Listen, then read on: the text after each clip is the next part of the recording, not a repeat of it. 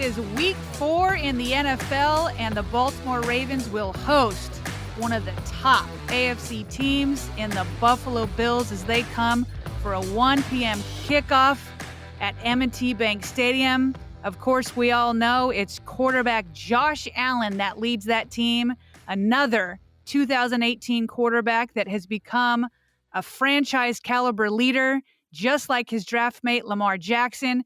We've got a jam-packed episode. First up, we've got Chris Brown from One Bills Live out in Buffalo to give us a preview of their team. We've got sound from the biggest storylines of the week. We've got some late-breaking news, and we've got big-time analysis and predictions coming up. We are so excited to get into it. My co-host and I, Bobby Trossett, are going to go over all the latest news, sound from the week, the biggest storylines and predictions. Bobby, I'm super fired up about this one. Absolutely. Yeah. I couldn't have run things down more thoroughly than you just did. So obviously lots to get into. Not exactly sure how the NFL scheduled this for a 1:00 game. It seems like, for two AFC elites, two powerhouse quarterbacks, two traditionally, at least in recent years, stout defenses. I would have felt like this would have been pretty compelling for a national audience, but nonetheless, regionally here in Baltimore, we're gonna be the ones enjoying this one, and I expect it to be high scoring. Even though you'll hear from Chris in just a couple minutes, he feels that based on recent matchups between these two teams, it could go the other way. It could be sort of a low scoring defensive kind of game. But I don't know, Sarah. We're gonna get into this. Both defenses are a bit banged up and short, and from a secondary standpoint, there's some issues. So yeah, lots to discuss. Yeah, well, from a content perspective, I love these 1 p.m. games, Bobby. I'm not complaining, but you're absolutely right. This is national TV audience type stuff. You've got the number 1 scoring offense in the Ravens and the number 3 scoring offense in the Bills. Plus, by the way, the Bills boast the number 1 total defense. So this could get crazy. So why don't we do this? We'll jump right in with our interview with Chris, and then on the back end, we'll break it all down. Chris, we got to start here. To your knowledge, has anyone checked on Ken Dorsey at this point? He's just fine. I think it's just you saw his true colors there in terms of how much winning means to him. And it was funny because in the preseason, with him being the new coordinator this year, we even asked the players, hey, would you rather have Coach Dorsey up in the box or down on the sidelines? Because he had been down on the sidelines the last 3 years as a quarterback's coach. And to a man, they all said, oh, no, he's got to be upstairs. And we're like, why? And they basically said, well, he's pretty fiery. He gets pretty heated sometimes. And they didn't want him like swearing at an official or something.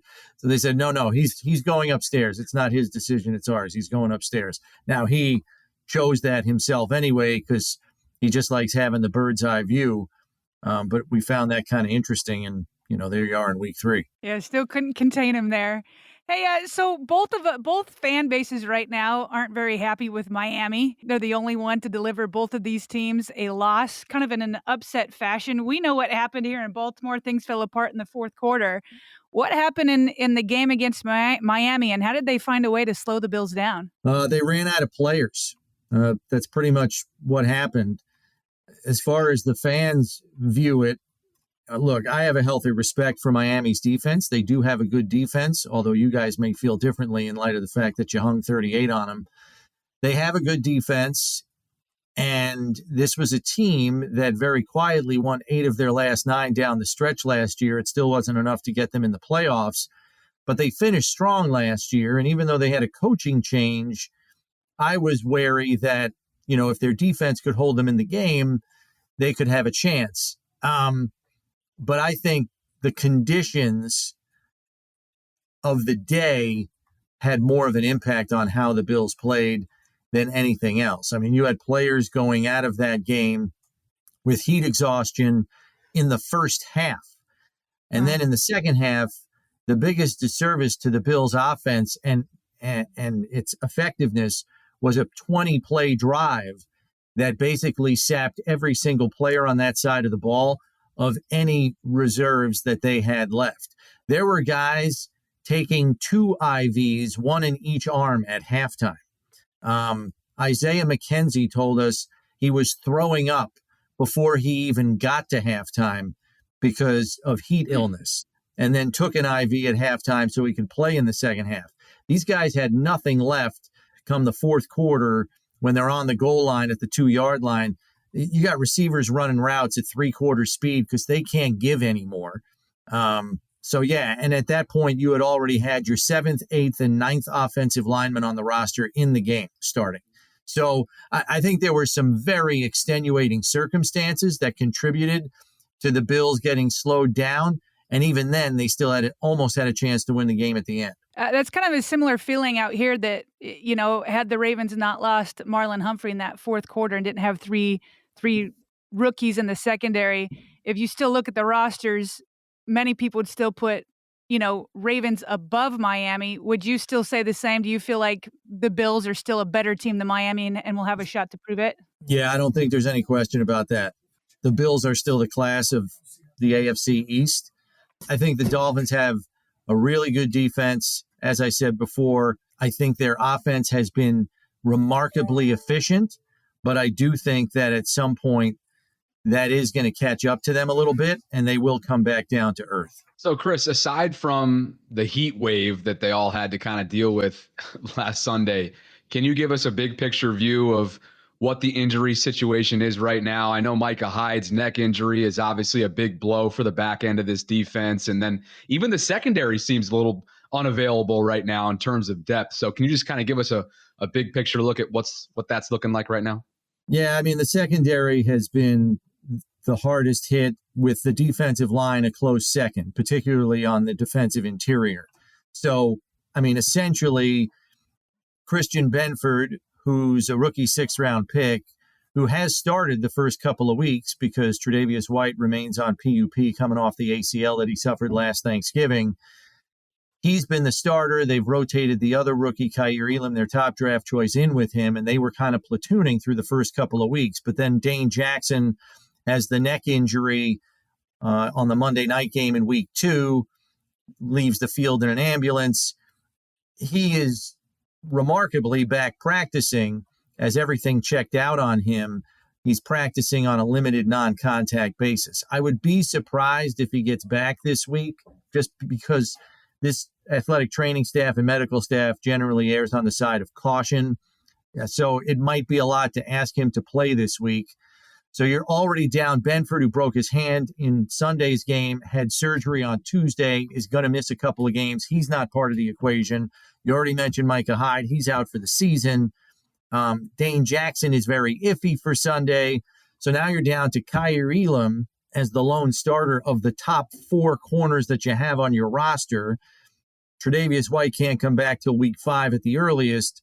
So now you're really dipping in to the depth of your roster. So you're down to Siran Neal and Cam Lewis, who are largely special teams guys who play corner, and then Xavier Rhodes, who they just signed to the practice squad off the street, who's got a great NFL resume, but is coming in here and is going to have 3 days of practice and may actually have to play on Sunday. So the secondary is really banged up. Jordan Poyer is back practicing. I think he's got a good chance to be back in the lineup to join presumably Jaquan Johnson as the other safety filling in for Hyde. And then on the defensive interior up front, Ed Oliver is still a question mark coming up for Sunday. He's missed the last 2 games with an ankle injury suffered in week 1. Jordan Phillips is not going to get back in time with that hamstring injury. He's been arguably their most effective interior player.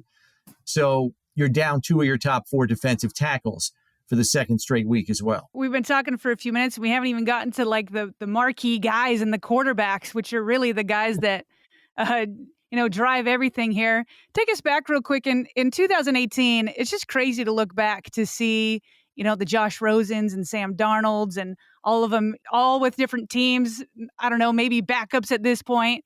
What do you make of that draft class now? And was it always Josh Allen for the Bills, or were they searching for anybody else? Yeah, I think Josh was drafted to be the franchise quarterback. That was the plan all along. I don't think they wanted to throw him into the fire, so to speak, right away in 2018.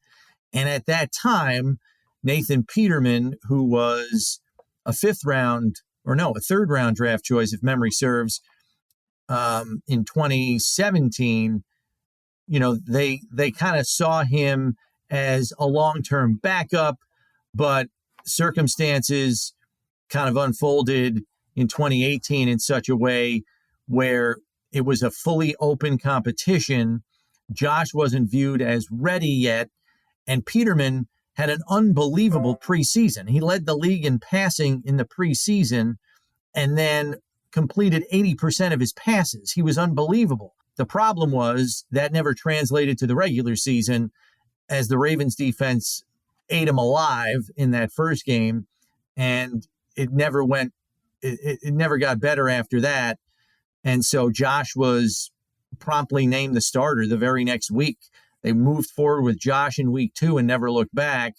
And Josh made steady improvements, as his rookie year went on, albeit he missed 5 games to injury. But down the stretch, he showed definitive improvement with each passing week. And I think once we got to the end of 2018, it was pretty clear that it was all systems go with Josh at the helm.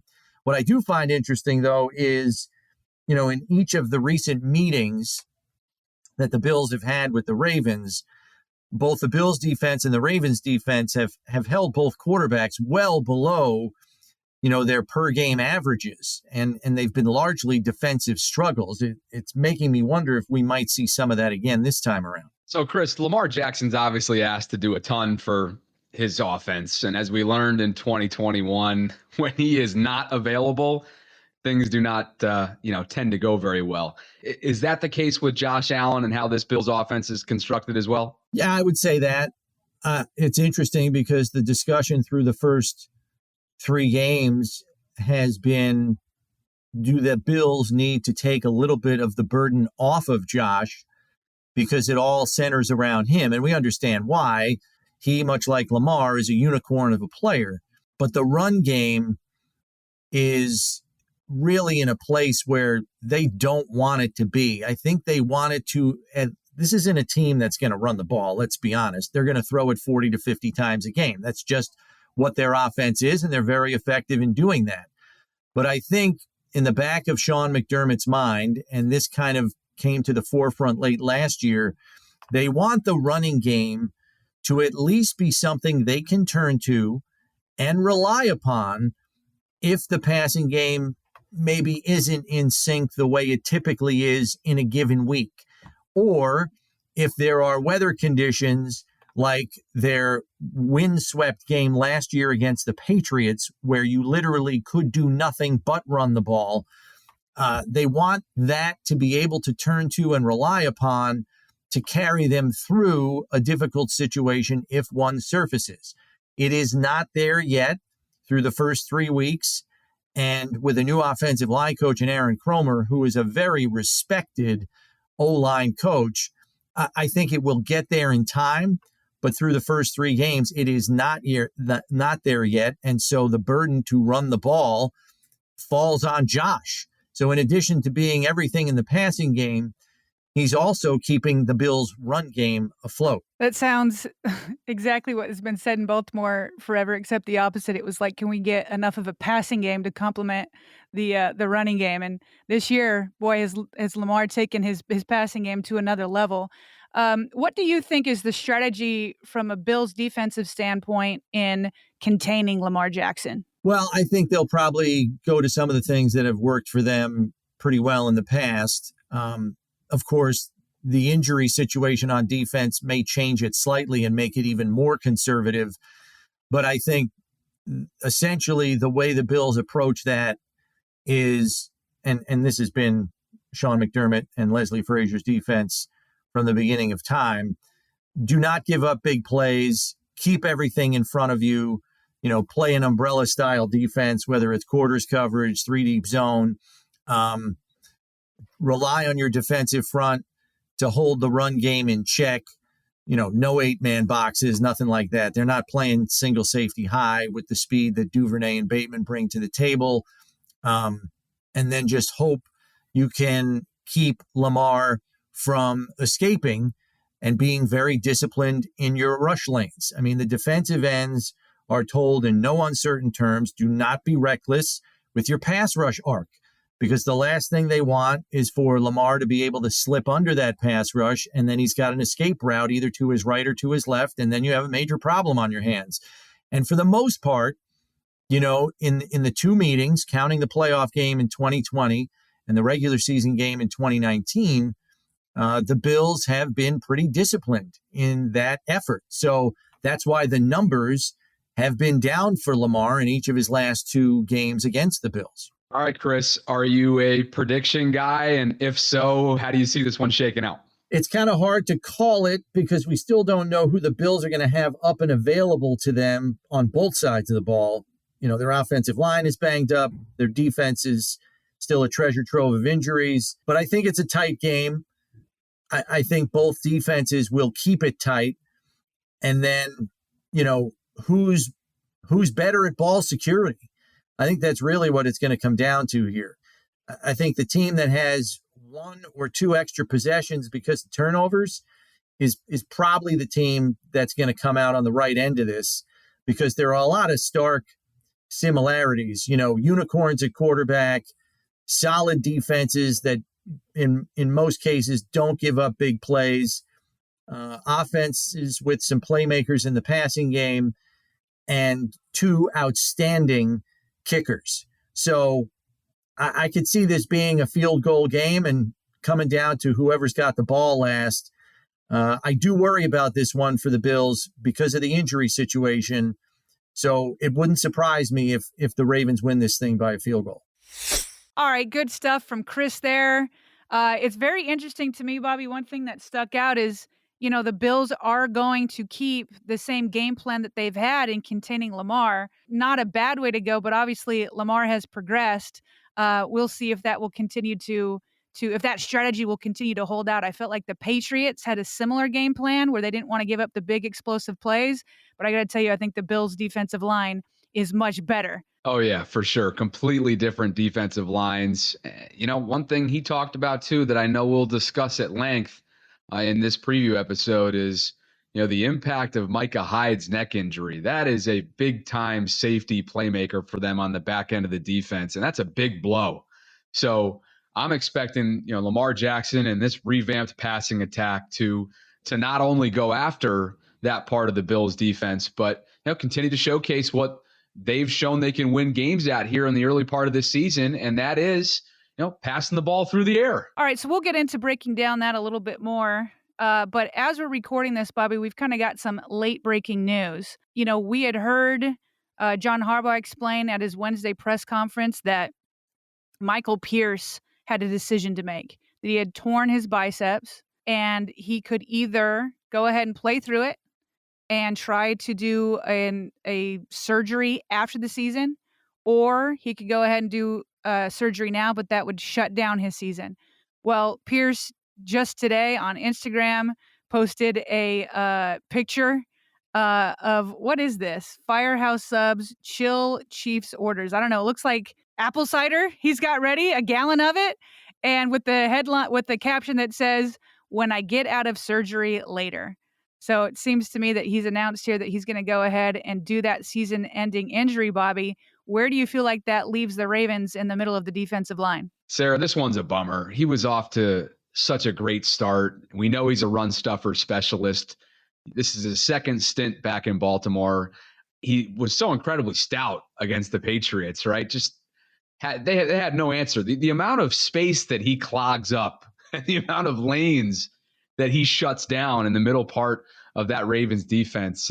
He's a very impactful player for the Ravens defensive line. And so it's just tough. I mean, you heard from John Harbaugh earlier this week. To your point, he had a decision to make. You can play through this, but what will that do for you in the long run? Obviously, he wants to continue his career, and sometimes you can further, aggravate a tear in this case if you try to play through something with wraps and braces and all kinds of stuff, just trying to keep it in place for the next several months of this season. So I credit his personal decision to shut it down for the year, but now all of a sudden there's a void to fill. And I know, one of the notes that you and I had discussed before taping is, hey, they still have the contact information for big baby Brandon Williams, Sarah. He's no longer on this team. They passed on him. They did not choose to re-sign him. He's a current free agent out there waiting for a call. I don't know if the Ravens are interested in bringing him back in, but man, hopefully he'd be willing to at least listen. I honestly have been thinking that ever since, it was pretty clear that they weren't going to re-sign him and that he wasn't picked up by another team. I've always thought in the back of my mind, Brandon Williams is the type of guy that I could see the Ravens bringing in if they get into trouble. Now, Brandon Williams does not bring the same pass rush that Michael Pierce does. So I think the Ravens will miss that. And the Ravens do have a few other guys. There's obviously Travis Jones, who does bring pass rush, so that's nice. And he's back, played in his first game against the Patriots, and they can continue to ramp him up. They also have Washington, and they also have on the practice squad Isaiah Mack. So they have the bodies. I don't feel like Washington has played very well against the Patriots. So if the Ravens feel like Brandon Williams was, a better option over the depth that they currently have, I could certainly see them reaching out. I could see Brandon Williams coming in for, a veteran minimum kind of deal. If he's open to it. I don't know if Brandon is, saying he's done with football, but if he's interested in still going, obviously the Ravens right now, especially with the offense, the way the offense is going, they look like they're going places. So if Brandon wanted to get another shot at a playoff run and if things go well, a Super Bowl run, then maybe he'd be interested. But right now, it seems like they have the bodies to do it. It's just, would they make that phone call? I'd be very, very curious. And also, one other piece of news that kind of went out this morning is that for the second time in his career, Bobby, Lamar Jackson has been named the AFC Player of the Month for the month of September. The other time he did it, the only time he ever did it, was the year he won the MVP in November 2019. And Bobby, this just seems like a no-brainer to me. Lamar Jackson is off to a ridiculously hot, steaming hot start. Already almost 1,000 total yards. He's leading the league in total touchdowns. He's leading the league in passing touchdown. He's leading the league in passer rating. There's a lot of guys that are playing well, but nobody as good as Lamar Jackson. It just seemed like an easy choice on this one. Sarah, is this the NFL trying to get back in the good graces of Ravens Nation for naming Trevor Lawrence the AFC Player of the Week? He's the reigning Player of the Week coming off of his performance for the Jacksonville Jaguars. And I think a lot of us were thinking, even though it really doesn't matter, who cares about these honors, right? But if we're talking about it, and since you brought it up, I was a bit puzzled by the Trevor Lawrence honor that he received. But nonetheless, the NFL gives Lamar, deservingly so, the AFC Player of the Month. And to go along with those statistics that you just mentioned, he's fifth league-wide, fifth in rushing, and first in rushing average. Those are just on top of everything else that you mentioned that he leads the league in. So it's been a special start. It's been a really just an exceptional start. And the fact that, to your point, for the first time since his 2019 MVP season, to be named, a Player of the Month, perhaps is a bit foreshadowing for what's still to come. All right. So another guy that, is off to a hot start is the very man who's coming to Baltimore. This is Josh Allen versus Lamar Jackson. Even though they're never going to be on the field at the same time, we always know that the quarterbacks are like the key matchups that everybody's watching. Who's gonna come out on top? So let's do this, Bobby. We got a lot to talk about with these two. These two were draft mates in 2018. They weren't the most sought after guys in that draft. And yet have become the franchise players, two of the best young quarterbacks in not only the AFC, but the entire NFL. Let's get into a little bit about what they've said about each other. Spoiler alert, they don't like to give headlines, but you can tell that they have mad respect for one another. Listen to this. It is crazy to think about. Lamar's is an MVP player. He's playing really, really good football right now. So, we're going into a hostile environment. We got to find a way to put our best foot forward. There's a lot of different notions and opinions about both of us coming out of the draft, and we're just trying to find ways to help our team win football games and he does it as good as anybody in the league. So, again, it's no simple task for our defense to go out there and play a guy like his caliber. And it's no simple task for our offense to go against a defense and a team of their caliber with the head coach that they've got and the continuity that they've had in Baltimore for a long time. So, again, we got to have a good week and prepare for our toughest battle yet. Very mutual respect between one another, but he's in Buffalo and I'm over here in Baltimore, so it can't be no hanging out and stuff like that. But when we see each other, we show respect. Bobby, how these two quarterbacks play is going to be a big factor in who wins this game. Sarah, we mentioned it during Thursday's morning vault. 80-35.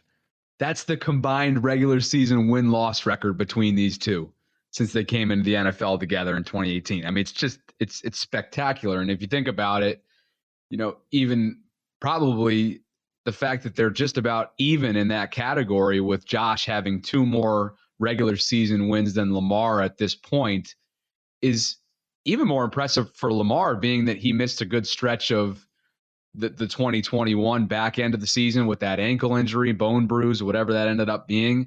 And then just how long it took for Lamar to actually be named QB1 in Baltimore when Joe Flacco, was injured. So, it's just both of these guys, as Chris said, our guest earlier on in this episode, both of these guys are unicorns. Both of these guys are their offenses in a lot of ways.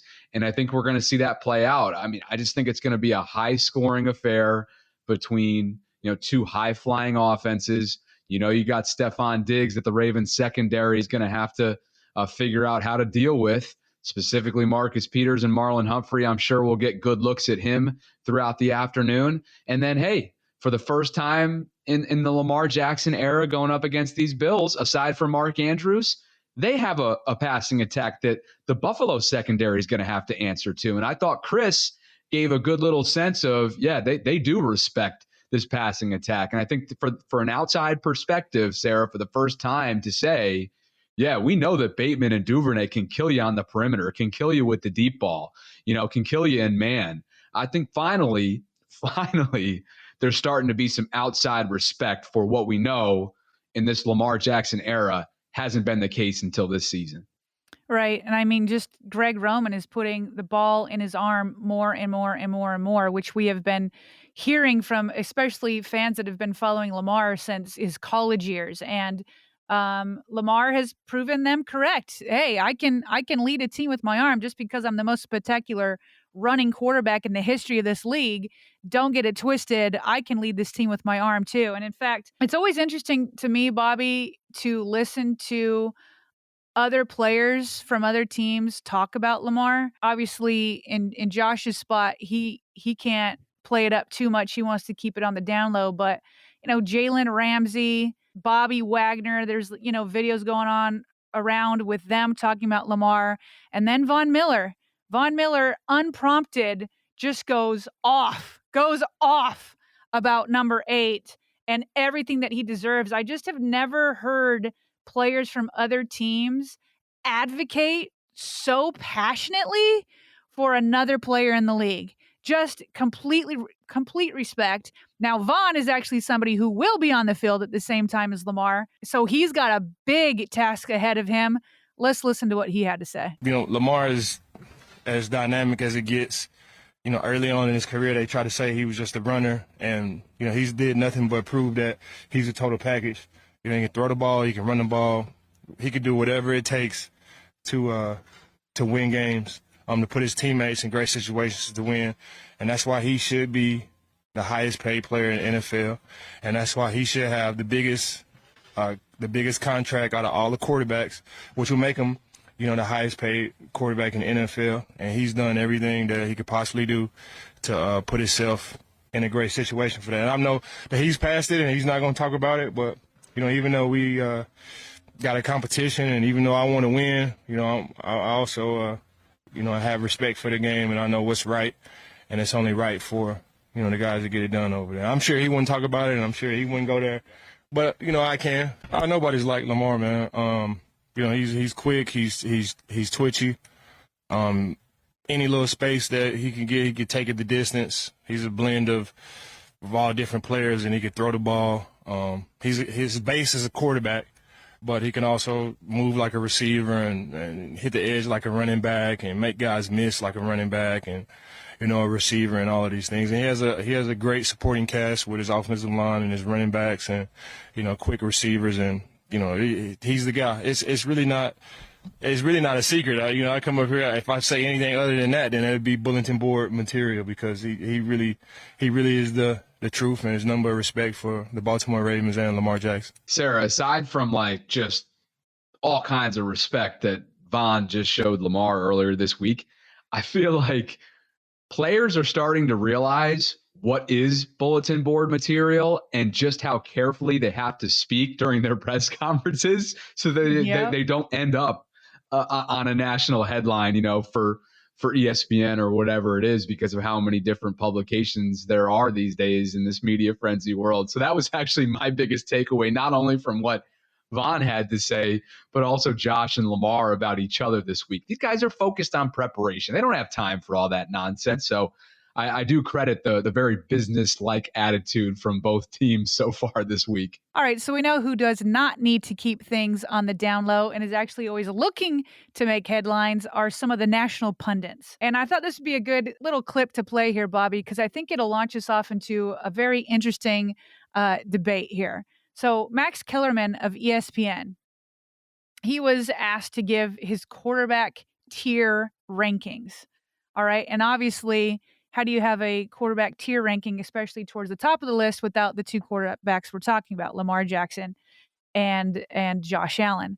So let's get a listen to his rankings, and then we'll have a reaction and see if we have a similar order. These two dudes, who a lot of people think are vying to be the best young quarterback in the world, if not the best quarterback in the world, all alone in tier one, the best quarterback in the NFL this year is Lamar Jackson. These guys have played very well. These two in particular, the former Alabama guys, not just Alabama for Hurts, but are surrounded with weapons. With weapons, it's a different situation. You have to take into account one of the reasons he's alone, he ain't got anything. He's doing it by himself. These guys, especially this guy, is working with less than these two right now, but he's getting the same results. I don't know that I've ever seen anybody put Lamar he's definitely been in a tier one before, for sure. But I don't know if I've seen him in somebody's list alone tier one, and then guys like Josh Allen, Mahomes in a different tier. I do think, this is crazy. I do think that Kellerman has a point in terms of weapons, but I also feel like people sleep on the weapons that Lamar does have. Like, Bobby, Mark Andrews is a phenomenal tight end. He might be the best tight end in the league. And if he went to, I don't know, a ton of different teams, you don't think that he would still be a near 1,000 yard kind of guy? I think he would. I do think people are sleeping on him. Beyond that, look, I think Bateman on this team or any other team, I think he can be a wide receiver one. I think he showed that in the first 2 weeks. He doesn't have the volume that he, could potentially get in other places. So again, I think that's downplaying that. But having said that, if we're putting together all weapons, like Max is going too far saying Lamar has no weapons, but let's look at this. Mahomes has Clyde Edwards-Helaire at running back. He's got Juju Smith-Schuster. He's got Mecole Hardman, and then Marquez Valdez-Scantling. And he's got Travis Kelce. He's got Travis Kelce. Sorry, right. I was trying to get to that one. So I don't know though. So I guess those are better weapons than the Ravens. I don't know. I put Mark Andrews either right there or above Kelce. I think he's got more depth at wide receiver. The Ravens have the running backs coming back, but what do you think? How do you compare these two teams' weapons? Well, I'm looking at the visual, and I know those of you out there listening right now don't have this in front of you, so I just want to make it clear what the three tiers are and who's on each tier. But Max has Jalen Hurts, Tua, and Trevor Lawrence on tier 3. And again, this is through 3 weeks of football. Let's keep this in mind. This isn't right now in the NFL at large. It's just literally measuring through 3 weeks of football and who's put what on tape. Tier 2 is Patrick Mahomes and Josh Allen, as you mentioned. And then he has Lamar, top dog, sitting alone in Tier 1. And I appreciate his sentiment, I think. You know how much I hate lists. I hate predictions. I hate all this stuff, to be honest with you, because guess what? As polished and talented of a broadcaster and personality as Max is, this list might look completely different in a week from now. So, like, I don't know. I just think sometimes it's just silly to do this. But for the purpose of this exercise, I do appreciate his sentiment, because until Rashad, and we're putting Mark Andrews aside, I guess, because he's not a true wide receiver, even though he's been Lamar's far and away his most popular and productive target in the last 5 NFL seasons. But until Rashad Bateman or Devin Duvernay truly become like a bona fide number 1 guy over the course of a 17-game season, and we think that Bateman could be that guy as a former first-round pick, and how he's flashed so far as a big playmaker, he's still inexperienced. It's year 2, and he could be a long way away from that as a label, especially nationally. We have all the promise and expectation and hope that he becomes that guy, but until he does, yeah, Max is right. Lamar is lacking weapons compared to his peers on this list. Yeah, I am looking at Allen. I do think Allen, Stephon Diggs alone is a massive weapon. Not the best running backs, Devin Singletary, but he's got Stephon Diggs, Gabe Davis, Isaiah McKenzie, Jamison Crowder. They could go 10 personnel. You know what I mean? Forget just 11. They could go 10 personnel. He's got a lot of weapons. Then he's got his tight end, Dawson Knox. Certainly not of the Kelsey or Andrews level, but all right, let's do it this way, because we're going back to this 2018 draft, which just blows my mind. If that draft was redone, here's the question. Would Lamar or Josh Allen go first in your book? Would you you're redoing the 2018 draft. You know what they've both done. Josh Allen completely turned around the Buffalo Bills, right? Just their franchise feels like they had fallen off for forever, since like the 90s. And they just were going nowhere until Josh Allen comes in and totally turns things around. The Ravens were kind of going through a period of mediocrity. It hadn't been as long. They had just won the Super Bowl in 2012. But things were not, great after Joe Flacco got paid, and there were some other things that were going on there, but went through a couple years of mediocrity, and the Ravens were not off to a hot start under Joe Flacco. He gets injured, and then suddenly they take off under Lamar Jackson. So you know who both these guys are. They're both very different quarterbacks, although Josh Allen can run, but obviously nobody can do it like Lamar. If you had to start a franchise today, Bobby, don't tell me you don't like doing these lists, because we're doing it. Who are you taking number 1 overall? The beauty of it is that, you can't go wrong with who you select here. You literally can't. I expect both of these guys to win. I'm not going to say plural, but I expect these guys to both be Super Bowl champions when it's all said and done. I expect both of these guys to be league MVPs. Lamar obviously already has that under his belt. And I expect these guys to be, hopefully in Lamar's case as well, he'll be able to make this become true. I expect them to both be franchise guys for the team and organization that in which they're playing for right now for a long time. And if Lamar gets his way and this fan base gets their way, then it's going to be in Baltimore forever. He's made that clear. He wants to be a Raven for life. Obviously, there's a lot of stuff behind the scenes that, it remains to be seen if that's going to come to fruition. But, look, I'll go with Lamar. Give us an answer. Right? Thank you. I will go with Lamar, but I will say, if there's one concern that I have, it's that as these guys age, and this is going to be years from now, as these guys age, assuming that Lamar continues to use his legs to his advantage, at some point, just the natural progression of life starts to catch up with you, and you aren't as fast as these young bucks coming out, 21, 22 out of these Power 5 conferences, right? You don't have a step on them as you've had throughout the last 5 years. So as I say this, Lamar continues to take steps forward with his passing attack, but obviously he's not the passer that Josh Allen is. Will he be in a couple of years when he realizes maybe that life's starting to catch up with him a little bit? And again, just like, it's just life. This is what happens. You naturally become a little slower as you age. So maybe he does end up becoming a prolific, all-time passer in the next 10 years. Right now, he's an exceptional one, above average. The numbers tell you that. Absolutely. Especially outside the numbers. And we saw that and the improvements that he made in that category last year. And that's carried into this year through 3 weeks. So that's just something that I think is worth noting, that gives me a little bit of concern about, if we're talking literally who I want for over a decade. I think, I could see somebody who would say, no, it's got to be Josh Allen, because he doesn't rely on his legs as much as Josh does, as much as Lamar does. That's very interesting, because we do know that Lamar wants to play, forever. He loves football. It'll be interesting, just as Lamar has changed and continues to change how we view the quarterback position and what's possible with the dual threat. He's not the first dual threat, but he might be opening minds into what can be accomplished. I mean, if he becomes the first guy that, reaches 60 touchdowns, he's currently on pace for 68.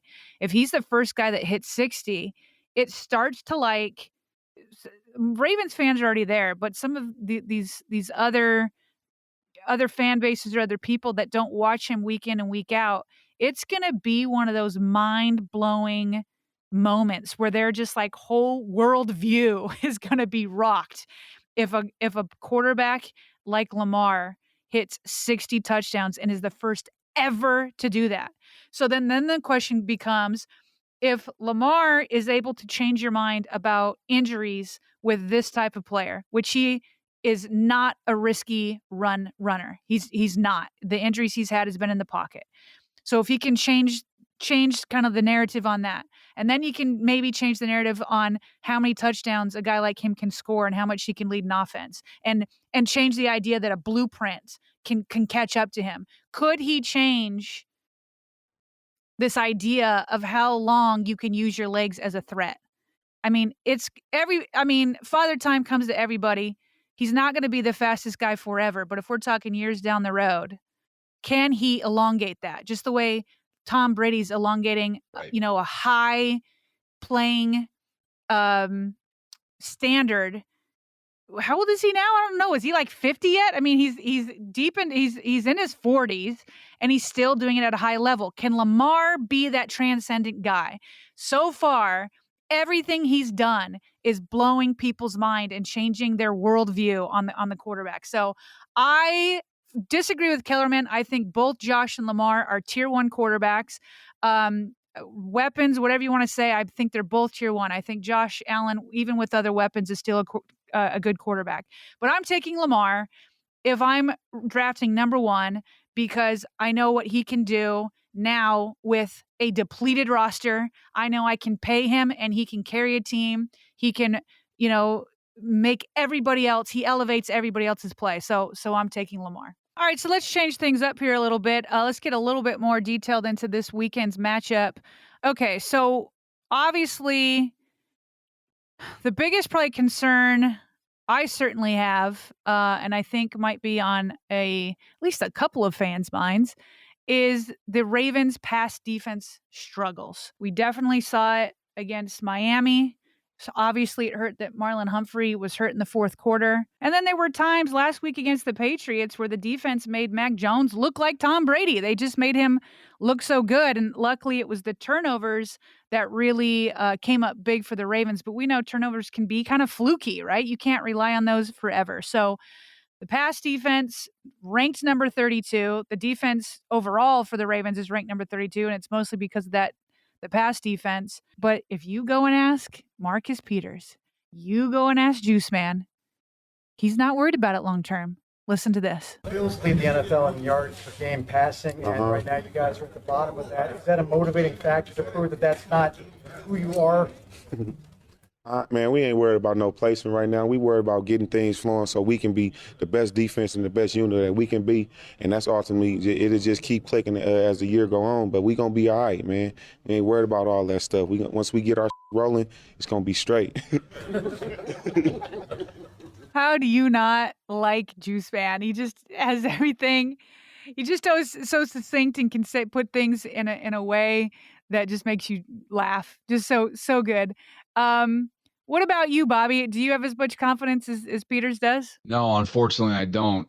Not after what I've seen so far through, the early part of this season. Let me just say this too. Let me preface this with it's so great to see Marcus back with a smile on his face. It's not easy to be, an all-pro caliber cornerback who has never really, just been wiped off the face of the earth in terms of availability, and you can't even be with the team right throughout his long rehab process coming back from that torn ACL. Like, they're all competitors. These guys are the best athletes in the world, and for them to be taken away from their love, it's just like anything else. It's very difficult. So it's nice to see him back, and obviously he's got some high spirits, and he understands that this is a really young group. Another part of what we had to hear from him in his most recent media availability is just like the patience that he's preaching for some of these young guys, the Jalen Armour Davises of the world, the Pepe Williams, even Brandon Stevens, who you forget has been groomed within this Ravens defense to be a jack of all trades, Patrick McCary-esque guy just on the other side of the football because of their injuries. Let's face it. Did we expect him to be playing as much safety as he did last year? I know I didn't. So, he's still learning the game, and it's really kind of drinking from the fire hose. So I don't share that same confidence because I haven't seen it consistently enough yet. And when you come in against a team that it has all kinds of playmaking abilities on the outside, and that Josh Allen is surgical in the pocket, outside the pocket, on the run, off his back foot, you name it, that's a concern. And I think he's going to attack the Ravens secondary all game long until he can't. Yeah, I mean, I definitely share his optimism long term. I think that, as he's saying, game after game, these young rookies are going to get up to speed. Brennan Stevens really moving more to cornerback this year after playing, as you said, safety last year. So, yeah, they're all going to need time, and hopefully they'll come together by the end. And by the way, Juice Man's only going to get better. We saw a huge jump from his first game back in Miami versus against Patriots. Like, he took another step up. So he's going to keep getting there. The rookies are going to keep getting there. So long term, I feel optimistic like he does. But in the context of the question, of saying, hey, this is number 32 pass defense going against the number 1 pass defense. I get it. He can't worry about these rankings. That's what we do in the media. He's just got to focus on doing my job, leading these young bucks and helping them keep their heads up. So of course he's not worried about it. But in terms of this game, yeah, I'm really worried about it. I have to just think what Josh Allen can do to just pick apart these rookies and kind of just pick on them. That's not going to be a fun sight. They would have to grow up in a real hurry with all those weapons that they have over there. So I'm definitely concerned. One thing that will help, Bobby, is if the Ravens can get some pressure. And outside of the Jets game, that just hasn't happened. And as we know, the Ravens are already paper thin at outside linebacker. And now you add in Justin Houston, who left Sunday's game against the Patriots with a groin injury. Brandon Copeland was a really fun story. Signed, a couple days before. He's a Baltimore guy, got his first sack. So that's a great story. The Ravens will have him again. But the Ravens signed this week Jason Pierre-Paul, who is a 2-time Super Bowl champion, knows what he's doing in key moments, now 33 years old. And here's Marcus Peters on adding him. I think just his veteran leadership, man, he done won it, 3 times, Super Bowl, I think, twice. Yeah, so you feel me? He know what it takes to get to the Super Bowl, man. And just watch him, when they beat the Chiefs, I think he was a key part of putting together that rush plan, man, of how they can attack certain quarterbacks who mobile and those things. So I think it's going to be very big to add him to our group, man. So Harbaugh did share this week, Sarah, that he has optimism and that he hopes that JPP will be immediately available on Sunday, which was somewhat surprising to me. We're talking about a guy who doesn't have a training camp under his belt, doesn't have preseason football under his belt. And as we've documented in recent days on the Morning Vault, he's coming off of rotator cuff surgery repair. And that limited him last year in Tampa. He also had an ankle injury. He's on the other side of 30, as we've noted. So I've been sort of sounding the alarm bells for Ravens Nation to sort of temper expectations, which I know is the sort of the safe approach to take here. But I really do believe it. I mean, at the same time, we've discussed this as well.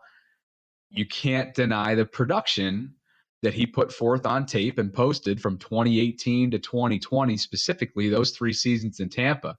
I mean, 30 and a half combined sacks. You give Baltimore a fraction of that, and this is a win. Brian McFarland shared the final numbers on this deal. It's just above the vet minimum, $1.15 million for 1 year. That includes a base salary of $1 million flat and a signing bonus of $150K. So it's very economical. There are some incentives in there from playing time and sack standpoint. But as Brian mentioned, again, Brian McFarland, you can find him on Twitter at Ravens Salary Cap. Great stuff as always. But those incentives are not likely to be earned. So the moral of the story, my point that I'm trying to make here is if he can give the Ravens a fraction of that kind of production that he gave to Tampa pre-injury, and he can hold down the fort until the likes of Tyus Bowser and David Ojabo come back into the fold, that is a major, major win for the Ravens and especially the front office from a monetary standpoint. Bobby, I would be surprised if JPP didn't play this weekend. And that's just out of pure necessity. Like, listen, you can do this with a veteran like this. It's see ball, get ball. And, seal the edge here and there. You know what I mean? Like, I just don't see how they wouldn't put him out there with how thin they are. I think I'd be more surprised that if he didn't play. And whatever you can do, I mean, in these 4-man rushes with so many targets that Josh Allen has to go to beyond even Stephon Diggs, the Ravens are going to need to put a lot of guys in coverage, and they're going to need to get guys to get pressure in some of these one-on-one matchups and in these four-man fronts. So I think he'll be out there and just keep it simple for him. Just keep it simple for him. You don't have to have this big elaborate playbook for him.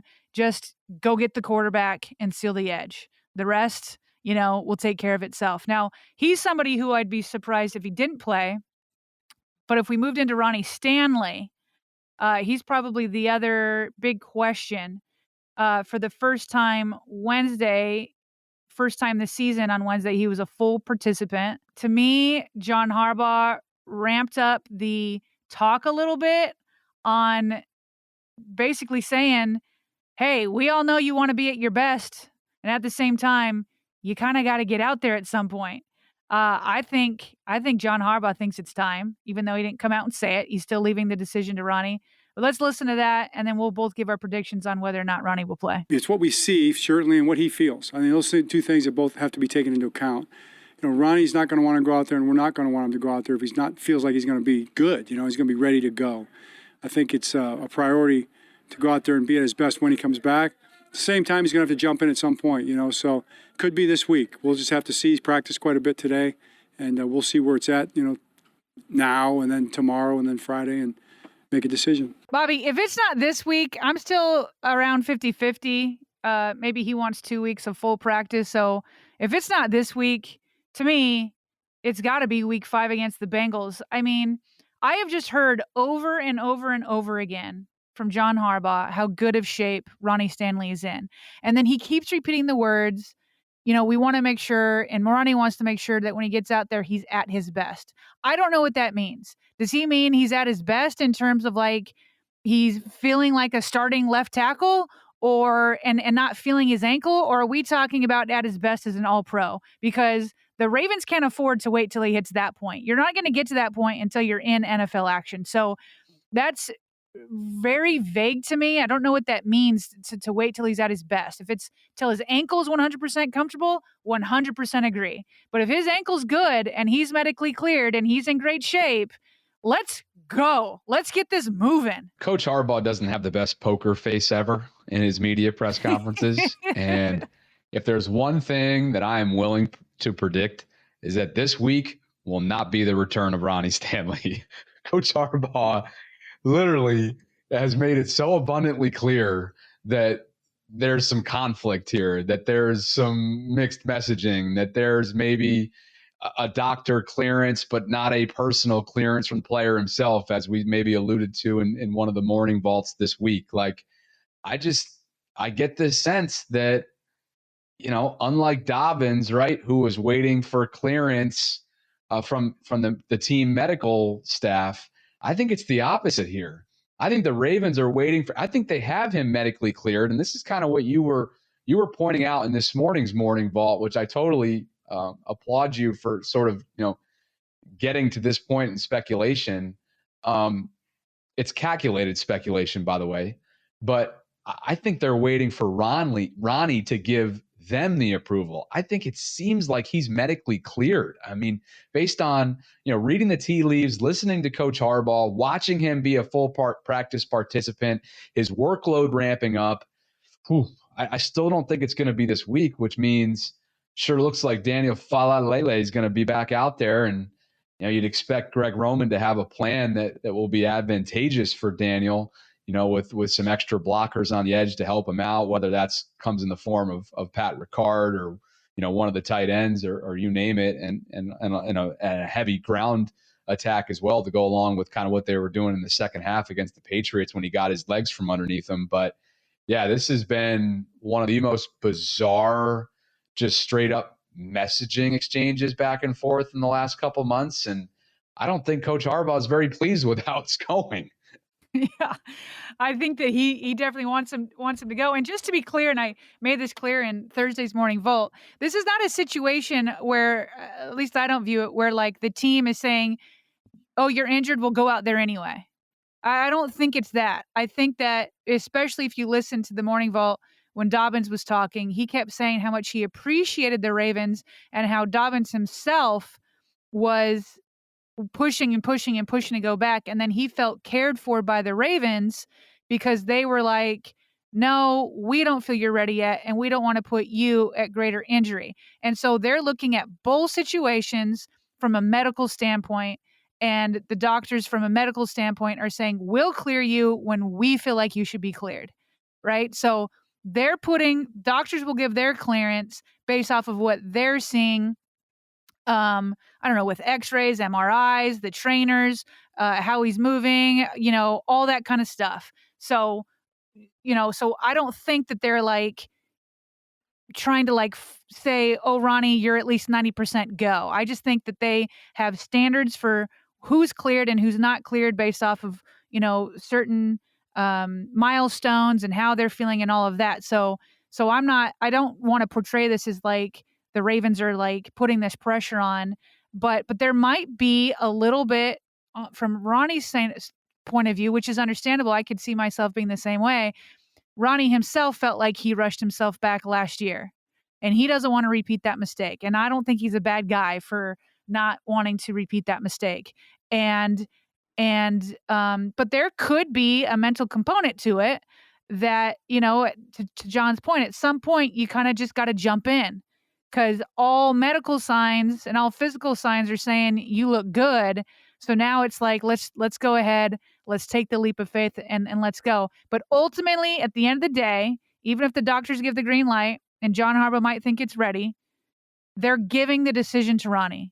It's on him. It's on him, and they're empowering him with that. And so I just hope that Ronnie isn't giving himself too high of a standard and this leads us into the next quick session. We're going to end things here. We're going to go through matchups to watch, keys to a win, and then we'll do our score predictions, and we'll end this up. But to me, this is the biggest matchup to watch. I hope Ronnie Stanley isn't waiting to feel like an all-pro again, because right now the Ravens have Daniel Falalele on one side, Morgan Moses on the other, matching up against freaking Von Miller. and Greg Rousseau. I mean, Fa'alele really found his footing last week. He better find a whole other level if he's going up against Von Miller this week. I think that for the Ravens to be successful against the Bills, and this is going to be a tall order, they're going to have to figure out a way to keep this extremely talented and explosive defensive line, because it's not just their outside linebackers. They've got a great interior line too. They have got to find a way to keep Lamar somewhat clean so that he can do his thing and keep putting up 30, 35, 38 points, whatever it takes to beat this Bills offense, to outproduce them.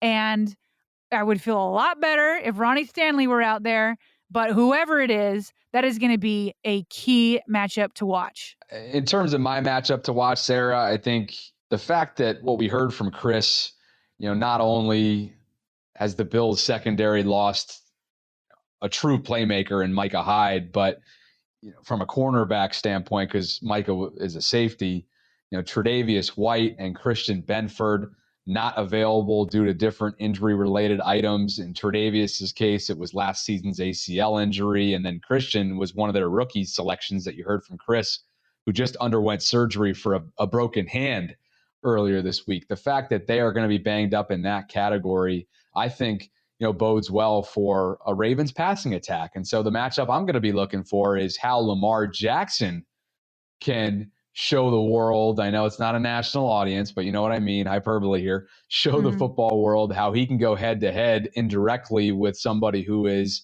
obviously one of the most prolific passers in today's game. In Josh Allen's case, how he can attack and surgically attack like Josh does the Bills secondary. So that's something I'll be looking for. Well, and also not to even to mention, like in the depleted secondary that the Bills have, is Jordan Poyer also had to leave the game last week, their safety, with a foot injury. Now, he did return to practice on Wednesday, but he was limited. So my guess is if he does play, he's not going to be 100%. So even if he's back, that's going to hurt the Bills. Okay, so what do you think, Bobby, in your mind, for the Ravens to pull out a win over Josh Allen and the Buffalo Bills? What is like the main key or two main keys? Oh, goodness gracious. Well, first and foremost, it's going to be no busted coverages, communication from top down defensively speaking. And I think, while this hasn't been nearly the issue that it was in 2021, staying disciplined at the point of attack, and specifically with the angles that you take at the point of attack when it comes to their playmakers, whether that's Josh when a play breaks down and he gets into the second, third, fourth, so on and so forth, areas of the Ravens defense, that's where he can kill you. I mean, he is a big burly guy, but his mobility is one of his greatest strengths, kind of like Lamar, even though, they're very different players, both image wise, physically wise, you name it. But to me, this starts and ends with the middle part of the Ravens defense, because we know how mobile he is. We know how crafty he is. And like Lamar, when a play breaks down, he's sometimes at his best. So when he gets into that second level of the Ravens defense, they are going to have to be on their P's and Q's. Patrick Queen comes to mind right away. He'll be leading that charge, being ready to go if he can get through the first level, or when he gets through the first level. So that type of polishedness, I think, is one of the big keys defensively for this team. All right, so in my view, to me, a couple of busted coverages or long plays downfield is baked in. Like, I just don't have any faith that that's not going to happen with the number one pass offense against the worst pass defense. So to me, here's two ways that they're going to have to overcome that, because I think it's coming. Number one, they're going to need probably at least 3 turnovers. That's a lot. And I don't even know how much faith I have in that, but I have more faith in a turnover here and there than I do of like completely stopping a like long, easy, big play, back-breaking touchdown. So Marcus Williams, Marcus Peters, Marlon Humphrey, all these guys, Patrick Queen can't drop a pick six, like all of it. They have got to find a way to create turnovers and take away possessions from Josh Allen. And then so that's the main way I think that they have the talent to be able to slow down Josh Allen. The second way to slow down Josh Allen is Lamar Jackson and the offense needs to get back to a little bit of those long drives. Because the second way you can slow down Josh Allen is to not let him have the ball in his hands. So, hey, I'm all here for these quick strikes.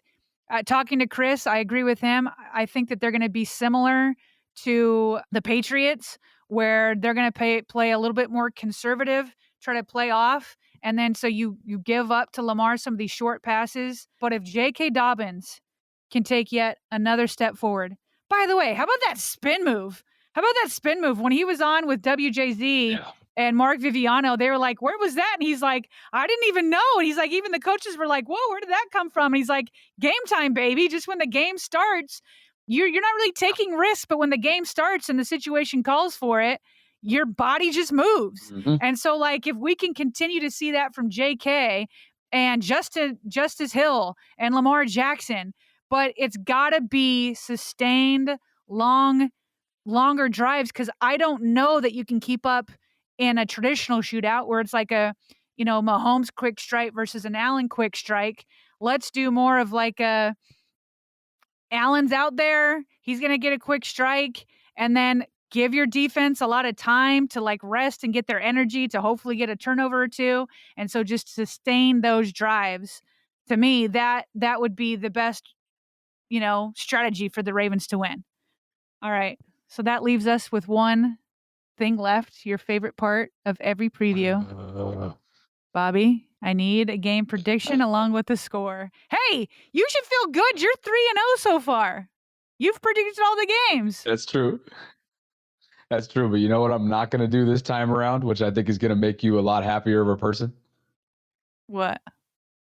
Complain about it? I'm not going to go on some long-winded monologue before I give the prediction. I'm just going to straight up give it. All right. Good. Let's do it. All right. Let's do it. I am going to go with a Bills win over the Ravens in week 4. Final score 38-35. How about you? Oh my gosh. We are so close on this one. I've got 38-31 Bills. Okay. I toyed with getting into the 40s, by the way. I toyed with going into the 40s. That's how crazy I think this is going to get. And maybe the Ravens defense will surprise me, but it wouldn't surprise me if Josh Allen and the Bills put up 40 in M&T Bank Stadium. It wouldn't surprise me either. And it has the makings of a great AFC shootout. But as we know, as Chris mentioned, the last few times that these two teams met, that wasn't the case. But the last couple times that these two teams met in this Lamar and Josh era, they were constructed very differently too. And injuries weren't as big of a storyline as they are this time around. So I guess we're both on the same page, which means, it'll be the exact opposite come Sunday. Right. Well, exactly.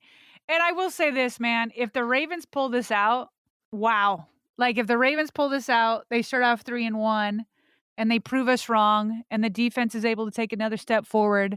It's like, holy cow, they just beat the Bills and they still don't even have all the horses. You know what I mean? So, and if they lost, I certainly don't think it's the end of the world. You're 2-2 with the Bengals up next. So certainly wouldn't be the end of the world. Still know you've got a great team with Lamar Jackson leading the way, and then you've got reinforcements coming, all that kind of stuff. But if they can beat one of the top AFC teams without all their players, I mean, that would just be massive. So let's, cross our fingers and hope that you and I are wrong. Yeah, Sarah, and before we jump, I think we got to give a birthday shout out to a special former Raven who remains very involved in the organization, does not miss a home game. That is OJ Brigance, 52 years old today, senior advisor to player development for the organization right now. And of course, a former linebacker, Super Bowl champion in that 2000 winning season. And man, he is just, he's the pulse of this organization. I know you had a chance to get to know him well over your years in Baltimore, and you understand, being that you were an actual team employee at one winning drive, just how important he is and what his presence means to that organization. Yeah, I mean, I can still remember when I was an intern there and he was helping me find housing in Baltimore, trying to help me out there, and just him and his wife, Shanda. I mean, they're just they're just like such a good example of keeping a positive attitude when it just feels like, everything is going wrong around you. And, health is probably one of the most precious things that we have. And he has to rely on other people 24/7 to keep moving. And the way that his mind, it's just so beautiful the way he can still write and communicate with that machine that can read his eyes and all of that. Just each birthday that goes around, I can remember, early on when he started descending, it was just thought, I don't know how long it's been. It feels like it's been over a decade where the thought was, well, he's not going to be around for much longer. But he just keeps going and he keeps going, and he's so positive and he's so inspiring. So absolutely happy birthday to OJ Brigance. All right, so we're going to wrap things up here. Bobby, that was a very meaty preview. I hope everybody enjoys it. It's been a minute since we've done some emails. So if you got emails, comments, or questions, send them out to us. We're BaltimoreRavensVault at gmail.com. Check out this morning's Morning Vault. We'll have another one on Friday. And then, of course, we will be back here to talk about this big game ahead, Bills versus Ravens. So keep it locked in here at the Ravens Vault.